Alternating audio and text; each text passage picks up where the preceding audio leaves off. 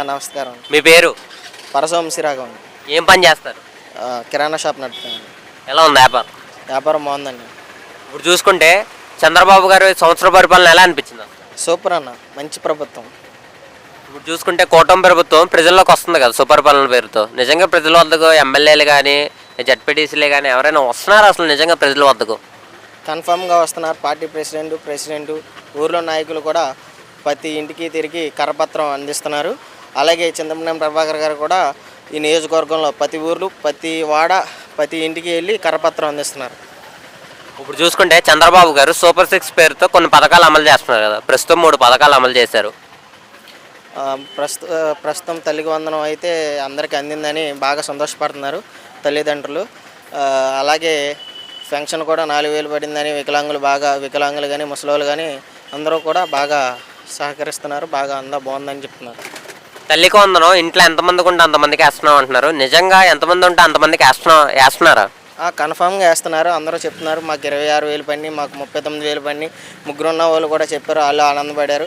YCP గవర్నమెంట్లో ఉన్న ఆ పార్టీలో ఉన్న వాళ్ళు కూడా మాకు 39,000 పని అని చెప్పి బాగా సంతోషపడుతున్నారు. ఇప్పుడు చూసుకుంటే పెన్షన్ల గతంలో 3,000 రూపాయలని 4 విడతలు పెంచడం జరిగింది. అదే ఇప్పుడు కూటమి ప్రభుత్వం ఎక్కిన వెంటనే 4,000 రూపాయలు అందించడం జరిగింది. అసలు ఎలా అనిపించింది?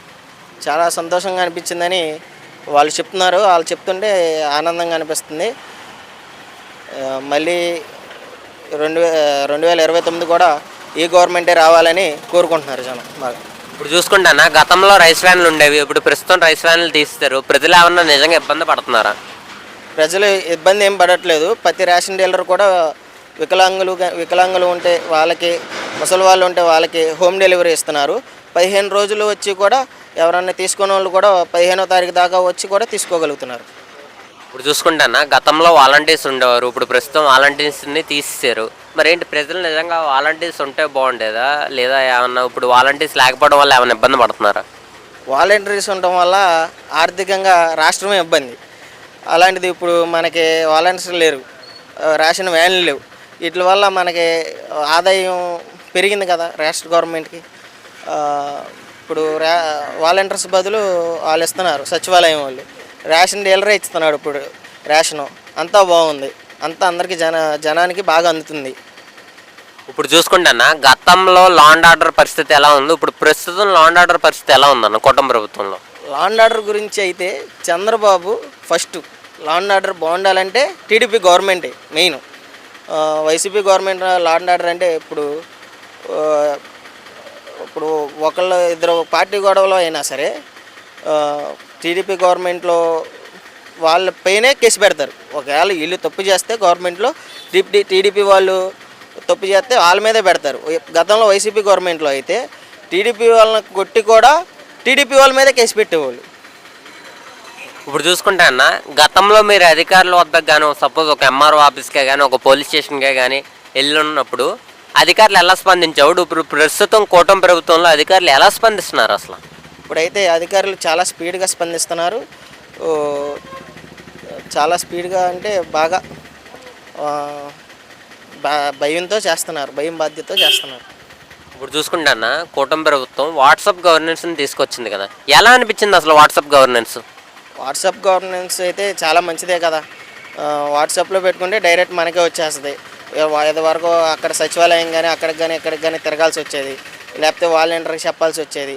ఇప్పుడు డైరెక్ట్ వాట్సాప్లోనే పెడితే డైరెక్ట్ వచ్చేస్తుంది మనకి. ఇప్పుడు చూసుకుంటే మీ నియోజకవర్గం పరిస్థితి ఎలా ఉంది? మీ నియోజకవర్గం ఎమ్మెల్యే గారు ఎవరు అసలు? మా నియోజకవర్గం ఎమ్మెల్యే గారు చింతమనేని ప్రభాకర్ గారు. ఆయన అయితే చాలా మంచి వ్యక్తి. ఆపదాన్ని వెళ్తే ప్రతిదీ చేసి పెడతాడు. అలాగే ఇంటికి వెళ్తే ప్రతిరోజు పొద్దున్నే రైసు, పొద్దున్నే టిఫిను, సాయంత్రం మధ్యాహ్నం వెళ్తే మధ్యాహ్నం భోజనం, ఈవినింగ్ వెళ్తే ఈవినింగ్ భోజనం కూడా ఇంటికి వెళ్ళిన కార్యకర్తకే కానీ ఆపదాన్ని వెళ్ళిన వాళ్ళకి కానీ అన్నీ సక్రమంగా పెడతారు. నిజంగా ప్రజలకి ఏదన్నా కష్టాలు వస్తే ఎమ్మెల్యే గారు ఆదుకుంటున్నారా అన్న? మరి పక్కా అన్నది తప్పకుండా. అసలుకి ఎమ్మెల్యే గారు ఆదుకుంటాం అయితే నెంబర్ 1 ఎమ్మెల్యే గారు. అమరావతి రాజధాని 5 సంవత్సరాల్లో పూర్తవుద్ది అంటారు. 5 సంవత్సరాలు పూర్తయిద్దంటే 5 సంవత్సరాలు పూర్తయ్యేది కాదు కదా, అది 10 సంవత్సరాలన్నా ఉండాలి. మళ్ళీ 5 సంవత్సరాలు కూడా కూటమి ప్రభుత్వం వస్తే కన్ఫామ్గా అమరావతి అనేది ఒక పెద్ద రాజధాని అయింది. ఇప్పుడు చూసుకుంటే పోలవరం ప్రాజెక్ట్ అనేది పూర్తవుద్ది అంటారా? పోలవరం ప్రాజెక్ట్ అయితే కన్ఫామ్గా పూర్తయింది. ఇప్పుడు చూసుకుంటే త్వరలో ఆగస్టు 15 నుంచి మహిళలకు ఉచిత బస్సు పెడతా అంటున్నారు. నిజంగా ఉచిత బస్సు పెడితే బాగుంటుందా, లేదంటే దాని బదులు వేరే ఏదైనా పథకం పెడితే బాగుంటుంది అంటారా? ఉచిత బస్సు పెడతా అన్నారు కాబట్టి పెట్టాల్సిందే కదా. మళ్ళీ ప్రజలు ఏదో ఒకటి అనుకుంటారు కదా. అది ఇప్పుడు చూసుకుంటే చంద్రబాబు గారు 20 లక్షల ఉద్యోగాలు ఇస్తా అంటున్నారు. నిజంగా ఇస్తారంటారు ఉద్యోగాలు? మరి ఇస్తారు కదా, కంపెనీలు తీసుకొస్తున్నారు కదా. నిన్న బిర్లా గారు అని ఏదో కంపెనీ తీసుకొచ్చారు. అవి కూడా మంచి కంపెనీలు తీసుకొస్తారు కదా. మంచి కంపెనీలు వస్తే ఆటోమేటిక్గా జాబ్స్ కూడా అవి వస్తాయి కదా. ఇప్పుడు చూసుకుంటే జగన్మోహన్ రెడ్డి ఏ పర్యటనకి వెళ్ళినా జనాలు చచ్చిపోతున్నారు. ఇప్పుడు చూసుకుంటే 2029లో నేనే సీఎం, గంగమ్మ జాతరలో ఒక్కొక్కరినే రప్పా రప్పా నరుగుతా అంటున్నాడు. ఏమంటారు మీరు అసలు దానికి? వాళ్ళే నరుగుతున్నారు కదా రప్పా రప్పా. ఇప్పుడే 2029 అంటే ఇప్పుడే కూడా అదే ఫామ్లో ఉన్నారు కదా వాళ్ళు. 2024 ముందర అలాగే ఉన్నారు, ఇప్పుడు అలాగే ఉన్నారు, మారట్లేదు వాళ్ళేమి. ఇప్పుడు చూసుకుంటానా జగన్మోహన్ రెడ్డి ప్రజల వద్దకు వచ్చి ప్రజల యొక్క కష్టాలను తెలుసుకుంటున్నాడు. నిజంగా ప్రజలు జగన్మోహన్ రెడ్డిని ఆహ్వానిస్తారా? ప్రజల కష్టాలు నిజంగా జగన్మోహన్ రెడ్డి తీరుస్తారంటారా? జగన్మోహన్ రెడ్డి కష్టాలు 24 ముందల తీర్చుంటే జగన్మోహన్ రెడ్డి గెలిచేవాడు కదా. వాళ్ళని పట్టించుకోకుండా ఇంట్లో ఉండి పబ్జీ గేము ఆ ఎగ్ పఫ్లు తింటూ కూర్చున్నాడు కదా. ఇంకెలా గెలుస్తాడు 2029లో? ఇప్పుడు చూసుకుంటే అన్న, ఆంధ్ర రాష్ట్ర ప్రజలకు అభివృద్ధి కావాలా, పథకాలు కావాలా? అభివృద్ధి కావాలన్న. భావి తరాలకి అభివృద్ధి కావాలి మెయిన్. ఇప్పుడు హైదరాబాద్ ఉంది, హైటెక్ సిటీ, అవన్నీ కూడా ఇలా అభివృద్ధి జరిగితే రేపొద్దున నా పిల్లోడు అన్నవాడు కానీ ఇంకా ప్రజల పిల్లలు అన్నది కూడా ఉంటారు కదా, వాళ్ళందరికీ అభివృద్ధి అయితే బాగుంటుంది కదా. జాబ్స్ అవి ఉంటే మంచిగా చేసుకుంటారు కదా. ఇప్పుడు చూసుకుంటే అన్న, గతంలో రోడ్లు కానీ డ్రైనేజీలు కానీ ఎలా ఉండేవి, ఇప్పుడు ప్రస్తుతం కుటుంబ ప్రభుత్వంలో ఎలా ఉన్నాయన్న? రోడ్లు అవి అయితే చాలా బాగున్నాయి, డ్రైనేజీలు అవి కూడా శుభ్రంగా చేపిస్తున్నారు. చాలా బాగుంది. ఈ ప్రభుత్వానికి 100కి ఎన్ని మార్కులు ఇస్తారు?